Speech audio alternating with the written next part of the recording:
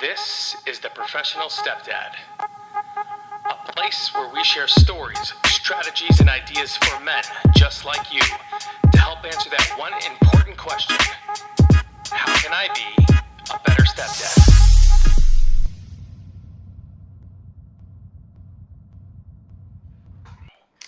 Welcome back, everyone, to the Professional Stepdad podcast. I'm your host, Franco Zavala. Thank you very much for joining me today. Start of the week, it's Monday.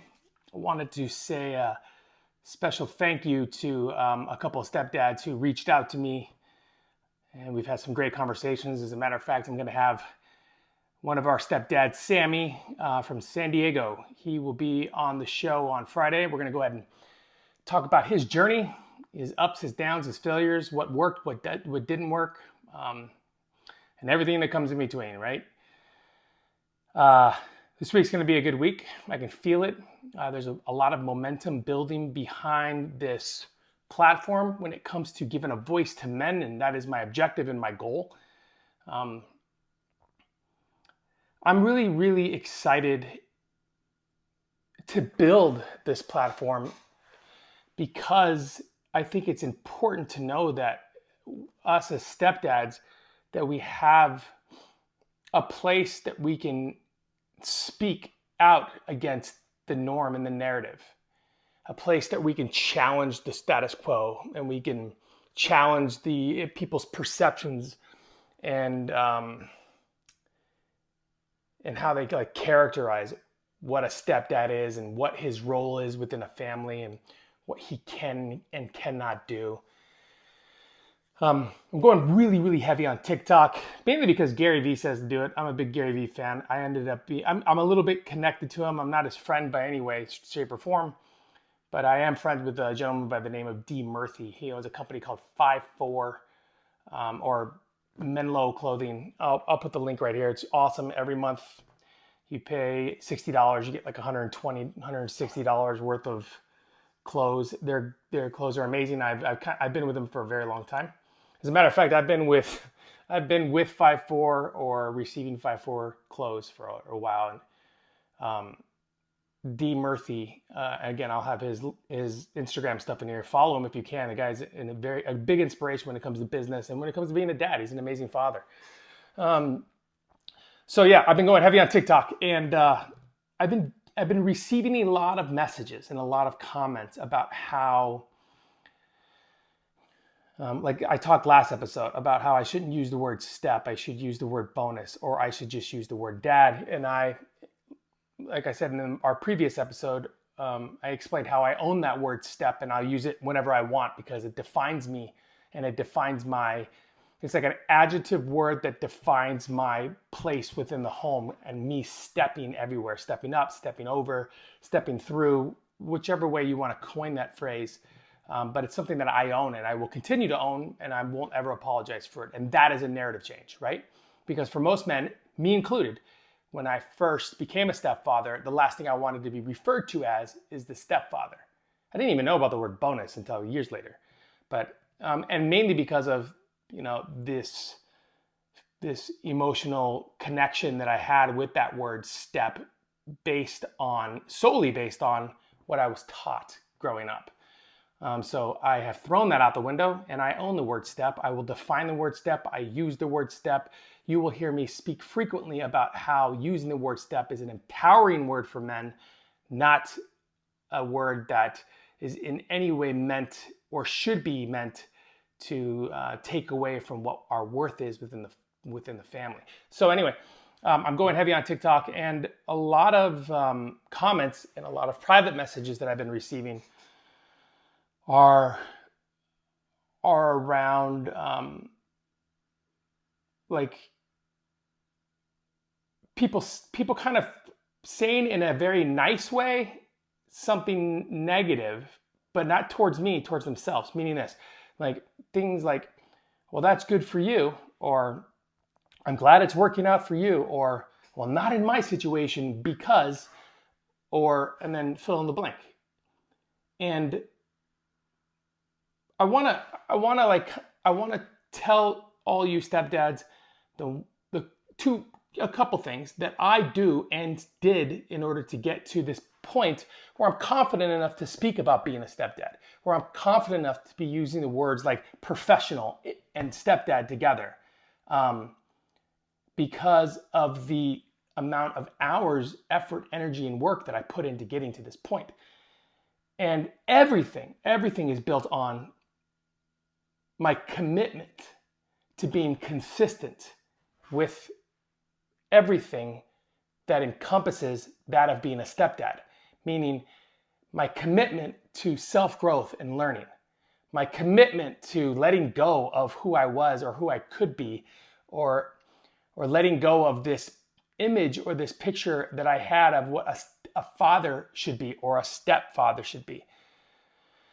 Committing to the consistency of taking the time out to partner with my wife, not to just be married with her. And that is where a lot of men make mistakes. We enter into our marriage because of course we love them, right? We enter in our marriage because we love them or we like them a lot. And we settle in, and it's all, I mean, you guys all know this, first few months, maybe even year, it is just sunshines and rainbows. I hope for most men, I'm thinking it is. But then for some reason, as you move along within your relationship, and then you start to throw in all the other aspects of your life with children, with work, with houses, with rent, with mortgages, you name it, the role of the man and woman within a home falls on these individual islands, let's call it, right? And mom does this, dad does this. One can be considered the good or the bad guy, and again, we did an episode on that. And where a lot of men, stepdads specifically, I'm telling you this because this is like, I want you to think about like in a company, like if you were running Apple, for instance, if you were brought in to be the new CFO or COO, and you have a lot of potential. I mean, your resume is speaking for itself. You love your spouse. You have a great background, or you hope that people think you have a great background. So you're brought in to be one of this new position, and imagine like joining like a company as big as Apple and then entering their company, but then the entire time kind of doing things on your own and never really connecting with the CEO of the company so that you can not only be on the same page, but that you can run the company in a harmonious effort towards maximum results. And that is what a relationship and a marriage needs to be, but a marriage and a relationships are not like that for some reason. So one of the greatest things that I ever did, and again, this wasn't until like year 7, okay? 6 or 7. The greatest thing I ever did was I recognized that I loved my wife. I love my kids, but my wife and I were not teammates. We were playing for different teams at different times in different divisions. And a lot of that ended up hurting us because of the mixed signals that we were giving the children, or the mixed signals that we were giving our family members, as far as like, the roles that each of us play and how a stepdad can and cannot discipline or talk to. I think I've said this to you guys before. A lot of stepdads that are coming into a family of women, of girls, like me specifically, I've got 4 girls, right, and a boy. But me coming into a girl's, like the in-laws and the grandmas and the aunts and the uncles, I mean, they would never say it out loud to me or to my face, but I'm telling you right now, a lot of them have this preconceived image of a stepdad, and then they tie it into like molesting and raping and all this other bullshit that you can see on freaking a really, really bad show on ABC. So, you're fighting an uphill battle against that narrative as well. So you're not only fighting an uphill battle against the narrative of you're the stepdad, you can't discipline, speak, yell, whatever, because it's my job, I'm the mom. And then the narrative of, you're in a room you're being a stepdad to girls now, so you know, we're gonna keep an eye on you, and we're gonna ask questions, and we're gonna all this stuff, man. I mean, it's hard.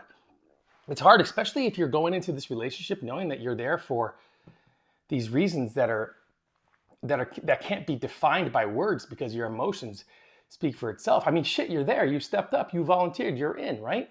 So the the the thing that I've done is I realized that I needed to get on the same team as my wife. We needed to parent together. We needed to talk more.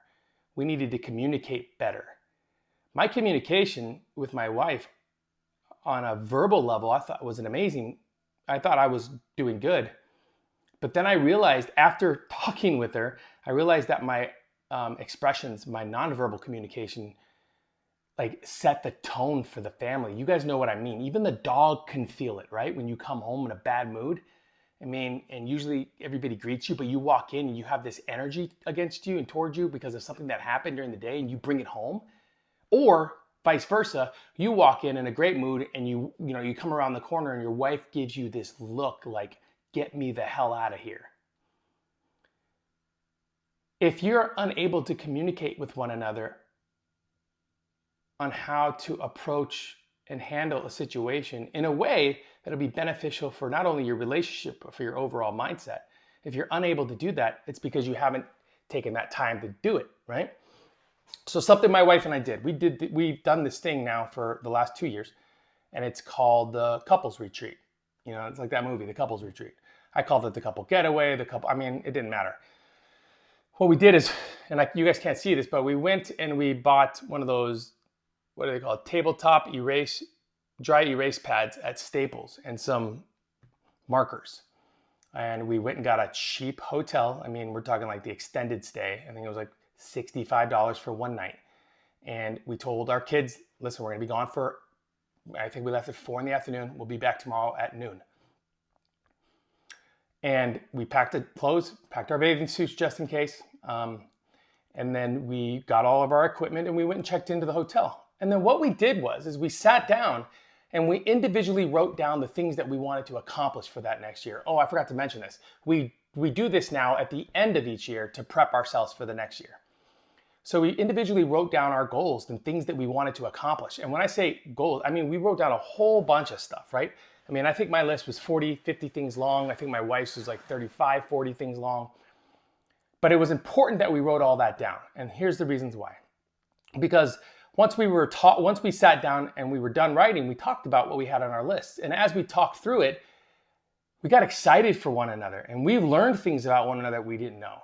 And it helped them think of ways or different ways to phrase something that they wanted to go after so they could set these goals for the next year and accomplish them, right? And then after doing that, we talked about our top 3 goals, our top 3 things that we wanted to accomplish on an individual basis, okay? Individually. We wanted to accomplish this individually on a spiritual level, physical level, emotional level. We want to accomplish these 3 things individually. Okay, we're done with that. We took the time and we set everything down. And mind you, no TV, no phones, except for music. And then we went and ate lunch. And we were able to talk about our goals openly and freely, of judgment and everything.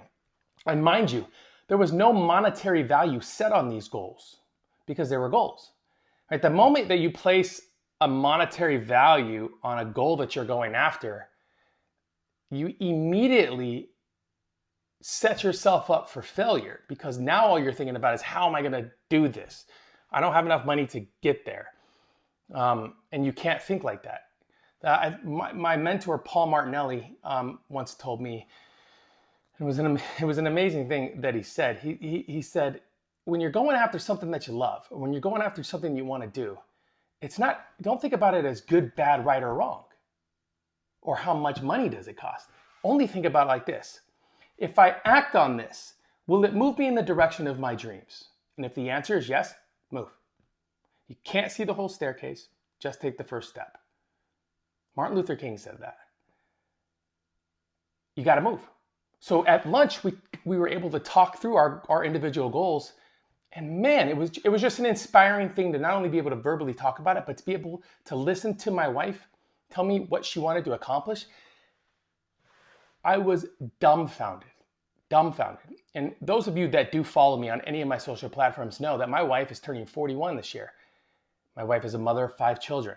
My wife set a goal to become a bikini fitness competitor and won. But she would have never been able to get there if she wasn't able to communicate that dream with me in a way that I could help her get there by helping her set daily goals and weekly goals and hourly goals. And now we hold each other accountable and responsible. And that is the key, guys. You need to have an accountability partner, and your accountability partner is not your buddy and it's not your friend at work. It should be your spouse. It needs to be your wife, an accountability partner. You guys need to do something great together so your children can see that. Because it speaks volumes. It says a lot of things. And here's some of the things that it says. It says, my parents are on the same page. My parents get along. Look at what they're accomplishing.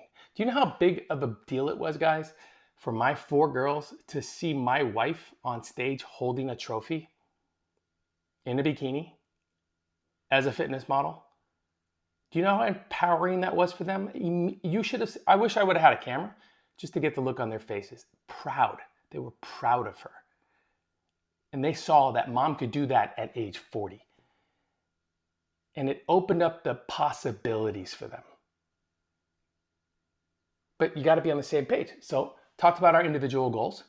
Then we went back up to the room and then we go, okay, now let's work on our couple. What do we need to do as a couple? What can we do to be better parents, to be better lovers?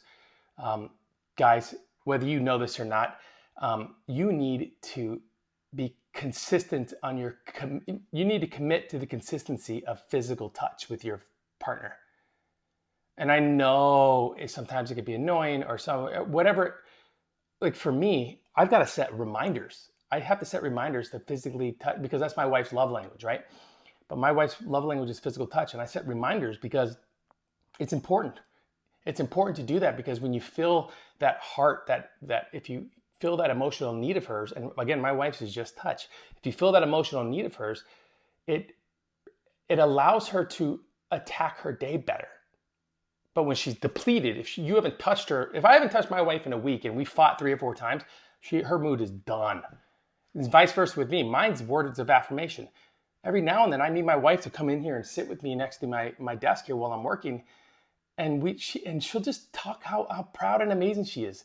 Guys, me starting this show might seem like I knew what I was doing. And guys, I've done a podcast before. I'm an actor. I was an actor for 12 years. I was an actor for a very long time. I was the highest paid commercial actor in Arizona at one point. So I used to interview other people in the industry because I wanted to hear their stories on how they got there. We always hear these stories about how you get these really big celebrities that tell their background stories. And it's a cool story, but it's hard to be relatable. Because you're looking at them going, hey man, you made $100 million in your last movie. It's hard for me to relate to you right now because you're making so much money, and it's just right off the bat, I just unconsciously believe you're too privileged. Now, if they like Kevin Hart, for instance, Oprah Winfrey's got a masterclass and he's got an episode, right? Amazing episode. Awesome to see where he came from. But if Oprah would have done that interview like midway through to where he was almost about to make it, and then he's still coming from the struggle, it would be 50 times more relatable to the person watching it because they can relate to the struggle. And that's what I wanted to convey in my last show for actors. I wanted to talk to people that were still on the grind because it's relatable. They haven't made $100 million. They're still working at it every day, following their dreams, but they do have a lot of value to add. And now that is where this stemmed for this show. Same with stepdads. None of us have figured this out, and because there's no equation to figure this out. It's a consistent, ever evolving, moving thing. And we have to adapt every single day. But a lot of us, we have a lot to offer and a lot more to learn. I am in no way perfect. I know that there's a lot I can learn from you. if you're listening, I can learn a lot from you, and I would love to hear from you. I want to interview. I want to interview you and hear your story. I want people to hear your story on how you got there. And for some of you, it'll be the first time ever you've been able to speak about it. Some of you are scared to speak about it. Some of you are excited. Sammy, the gentleman I connected with on TikTok, his message was so cool. I mean, he says he's not a crier. He's not. But something that I posted on TikTok about my daughter made him emotional. And it connected with him on a level where he knew, man, I want to speak about this. Because to that point, he probably hadn't told his story to many people. And I am so freaking excited to have him on the show through a Zoom. And I got to figure this out. I don't even know how to Zoom. I've done a Zoom call, but the other person on the other end was the one that ran the show. I didn't do it. So I got to figure this out. Something to learn. Always learning. So I'm going to wrap this up. Commitment to the consistency of growing, right? So the thing that I talked about in this episode was committing to that time, that day away with your spouse to become partners. If you haven't already started doing the self-work, and when I say self-work, guys, I mean the books, the reading, the things that you have to be doing on a daily basis. Listening to videos. Some of you hate to read. I get it. I hated to read too until last year I read 25 books.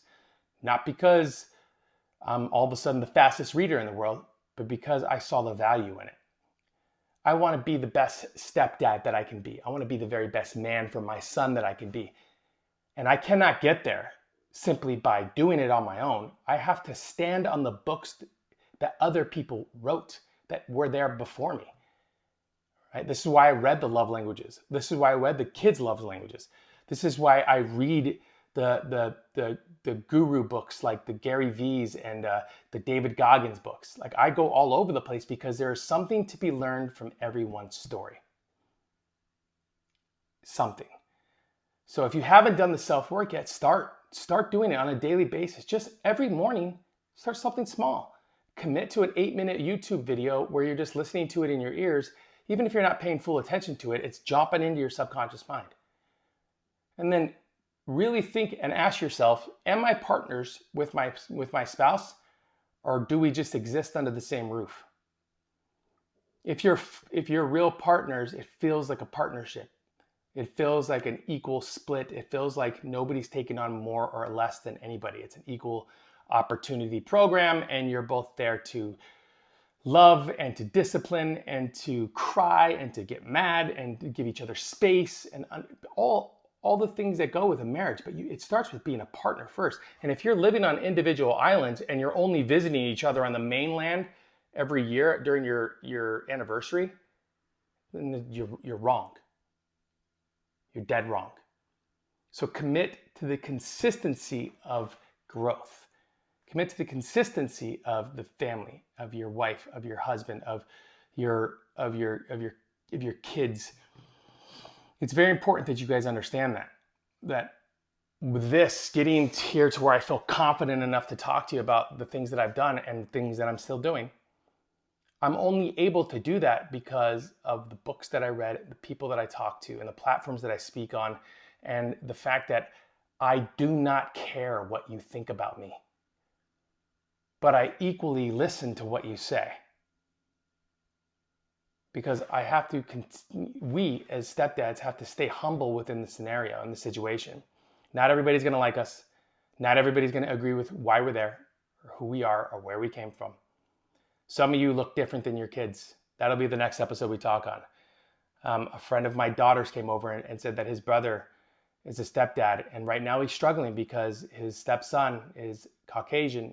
He's Hawaiian, or I don't want to mess up the name, but he's from Hawaii. And his son, I think he just turned 10, and he's starting to ask questions like, why doesn't he look like me? Like, what's going on here? So him and his partner have to speak about how do you communicate that with the stepson? More importantly, why haven't you said anything up until this point? I made it a point to introduce my son to his dad that passed away the moment he could really to understand and comprehend it. It was smart and important that I did that, because it cleared up any questions that he might have had later in life. So if you haven't done that yet, don't be scared to do it. Do it. Own it. Embrace it. If the bio dad is still in the picture and he's down the street but he's an idiot, still do it. It's your responsibility. Do it. But don't talk negative about it.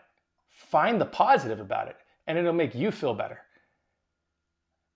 If you can stay the course, and you can grow, and you can get on a partnership, and you can understand these things that we're going to be talking about during the show, and that you're going to take whatever you can from this learning process, I'm telling you that your worry that you have about losing your kids, losing their respect, putting in all this work for no like reward or a thank you.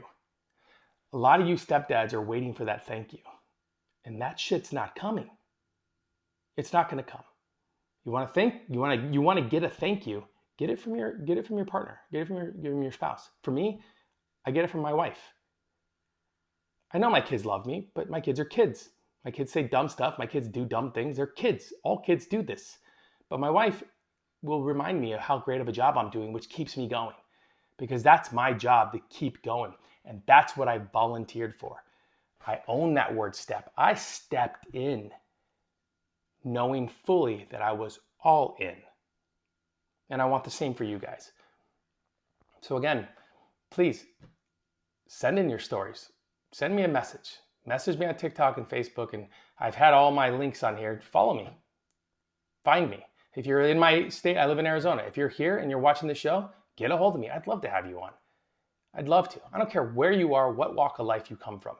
If you're a stepdad and you're struggling, if you're a stepdad that needs a voice, if you're a stepdad that just needs to talk, I'm here to listen. Guys, this is episode 14 of the Professional Stepdad Podcast. Thank you very much for joining me. Remember, commit to consistency. And I'll see you guys later.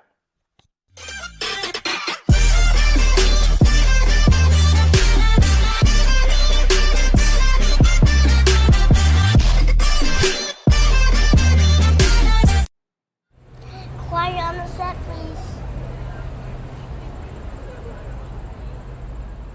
Thank you, everybody.